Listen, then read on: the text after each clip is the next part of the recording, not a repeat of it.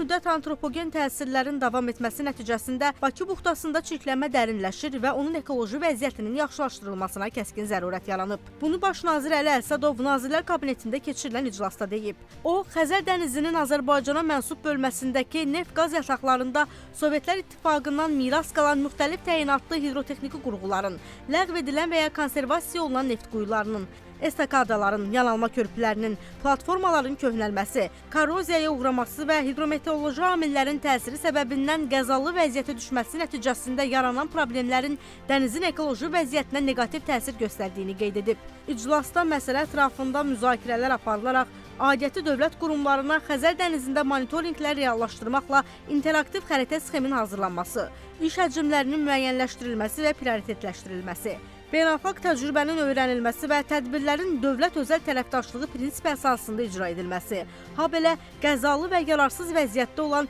hidrotexniki qurğuların və quyuların demontajı, batan və yarımbatan gəmilərin çıxarılması, görülən tədbirlərin dəniz ətraf mühitinin yaxşılaşdırılmasına təsirinin qiymətləndirilməsinin həyata keçirilməsi üzrə müvafiq tapşırıqlar verilib. Həmçinin Bakı buxtasının təmizlənməsi və ekoloji vəziyyətinin yaxşılaşdırılması məqsədi ilə dəniz suyunun çəkilməsi ilə sahilə yaxın hissələrdə üzə çıxmış metal konstruksiyaların ərazidən kənarlaşdırılması istiqamətində təxirəsalınmaz işləri özündə ehtiva edən tədbirlər planının hazırlanması tapşırığı verilib. Bura eyni zamanda hövzəyə çirkab suların axıdılmasının qarşısının alınması, suyun səthində üzən neft ləkələrinin və müxtəlif tullantıların, habelə ətrafda neftlə çirklənən torpaqların təmizlənməsi daxildir.